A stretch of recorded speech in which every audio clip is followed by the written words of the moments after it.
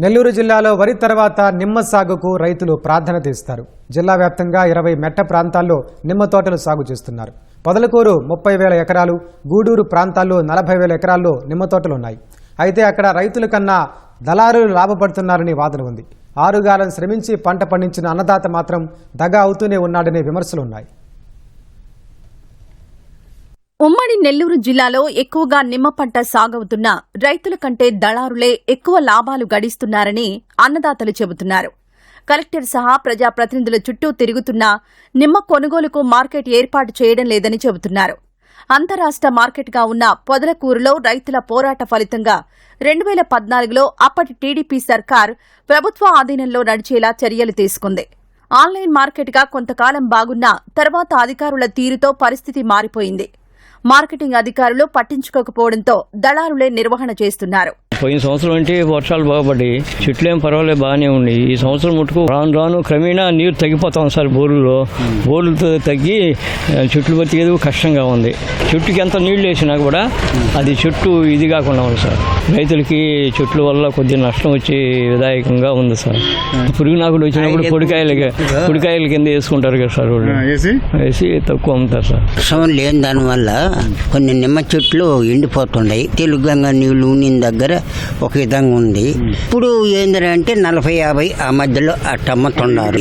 కానీ ఎక్కువైనప్పుడే రేట్లు తగ్గిస్తున్నారు. పైన మార్కెట్ లేదు, మేమేం చేసాము అనే కాడు వ్యాపారస్తులు ఆ విధంగా దాగులన్నీ కాయలను బట్టి రేట్లు అమ్ముతున్నారు.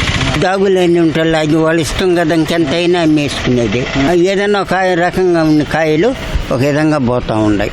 100 రూపాయలు 90 అట్ట అంటే గిట్టుబాటుగా ఉంటుంది. ఇంక 20-30 అంటే నిరుడైతే దాని సరిపోయినాయి. కాయని బట్టి 30, 20, 40, 50, 80 కూడా పోయినాయి. 80-85 కూడా ప్రభుత్వం గవర్నమెంట్ తరఫున మేలుగా సార్, అంతేనా. మరో అంతరాష్ట్ర మార్కెట్ గా పేరుగాంచిన గూడూరు నిమ్మ మార్కెట్ ను కూడా ప్రభుత్వ నిర్వహణలోకి తీసుకోవాలని రైతులు పోరాటం చేస్తూనే ఉన్నారు. ప్రైవేట్ వ్యాపారులు ఇష్టారాజ్యంగా వ్యవహరిస్తున్నారని చెబుతున్నారు. ప్రభుత్వం స్థలాలు కేటాయించినా ఇక్కడ దళారుల దగా కొనసాగుతోందని నిమ్మ రైతు వాపోతున్నాడు. రైతుకు వారే వడ్డీలకు డబ్బులిచ్చి అధికంగా వసూలు చేస్తున్నారని చెబుతున్నారు. రైతులకు మాత్రం అరాకొరగానే లాభాలు వస్తున్నాయని ఆవేదన వ్యక్తం చేస్తున్నారు.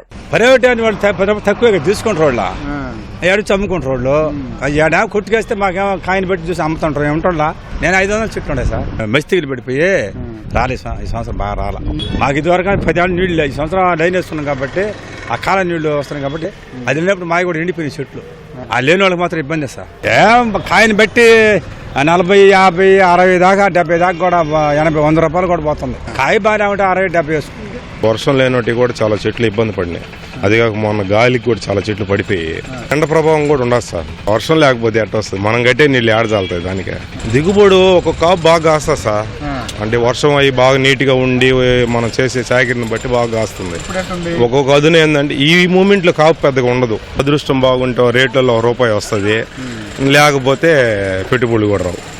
డౌన్ అయిపోయింది. ₹5, ₹6 కూడా కొనుగోలు రాలేదు. ఏం చేయగలుగుతారు? అది రైతే నష్టపోవాల్సిందే కానీ ఎవరు నష్టపోలేరు. 50 నుంచి 110 రూపాయలు దాకా. మార్చి మేలో వర్షాలు లేవు కదా, ఆ ఎఫెక్ట్ ఇది. కాపు చాలా తక్కువ. అసలే ఎల్నినో పరిస్థితిని ఎదురొడ్డి తోటలను బతికించుకోవడం తమకు భారంగా మారిందని రైతులు చెబుతున్నారు.